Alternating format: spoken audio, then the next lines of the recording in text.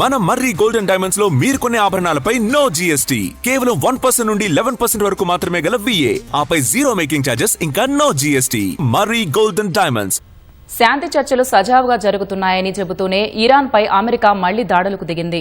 ఆత్మరక్షణ కోసం ఇరాన్ క్షిపణి ప్రయోగ కేంద్రాలు, సీమైన్స్ అమర్చే బోట్లను లక్ష్యంగా చేసుకున్నట్లు అమెరికా సైన్యం ప్రకటించింది.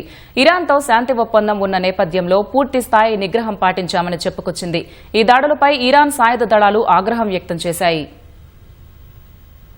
ఇరాన్పై మళ్లీ అమెరికా సైన్యం దాడులు చేసింది. దక్షిణ ఇరాన్లోని క్షిపణి ప్రయోగ కేంద్రాలు, మైన్లను అమర్చే పడవలపై ఆత్మరక్షణ కోసం దాడులు చేసినట్లు తెలిపింది. ఇరాన్ బలగాల నుంచి ఎదురయ్యే ముప్పుల నుంచి తమ దళాలను రక్షించుకోవడానికే ఈ దాడులు చేసినట్లు యుఎస్ సెంట్రల్ కమాండ్ ప్రతినిధి కెప్టెన్ టిమ్ హాకిన్స్ ఒక ప్రకటనలో తెలిపారు. అయితే ఇరాన్తో కొనసాగుతున్న కాల్పుల విరమణ నేపథ్యంలో తమ సైన్యం సంయమనం పాటిస్తోందని వివరించారు.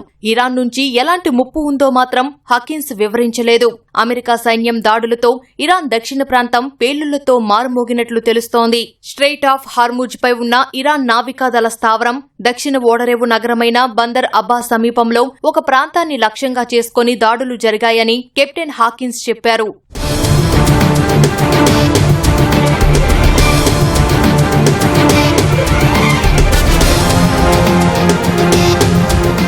బందర్ అబ్బాస్లో 3 పేలుళ్ల శబ్దాలు వినిపించినట్లు ప్రభుత్వ మీడియా సహా ఇరాన్ మీడియా ప్రసారం చేసింది. పేలుళ్లు బందర్ అబ్బాస్లోనే జరిగాయని మాత్రం స్పష్టత ఇవ్వలేదు. బందర్ అబ్బాస్ నుంచి పేలుళ్లు వినిపించాయని వెల్లడించాయి. కాబట్టి ఆ పేలుళ్లు సముద్రంలో లేకుంటే బందర్ అబ్బాస్లో జరిగి ఉంటాయని అంచనా వేస్తున్నారు. పేలుళ్ల శబ్దాలు వినిపించిన తర్వాత బందర్ అబ్బాస్లోని స్థానిక అధికారులు దర్యాప్తు చేస్తున్నారని ఇరాన్ ప్రభుత్వ మీడియా తెలిపింది. మరోవైపు అమెరికా తాజా దాడులపై సాయుధ దళాలు ఆగ్రహం వ్యక్తం చేశాయి. కొత్తగా ఎలాంటి దురాక్రమణకు పాల్పడినా మరింత తీవ్రమైన ప్రతీకారం తప్పదని హెచ్చరించాయి. తమ ఎదురుదాడి ఈ ప్రాంత సరిహద్దులు దాటి విస్తరిస్తుందని ఇరాన్ సాయుధ దళాల సీనియర్ ప్రతినిధి అబోల్ ఫజిల్ షెకార్చి అన్నారు. అవి మునుపటి దాడుల కంటే మరింత భారీగా, అత్యంత వినాశకరంగా ఉంటాయని ఇరాన్ ఫార్స్ న్యూస్ ఏజెన్సీకి ఇచ్చిన ఇంటర్వ్యూలో షెకార్చి పేర్కొన్నారు.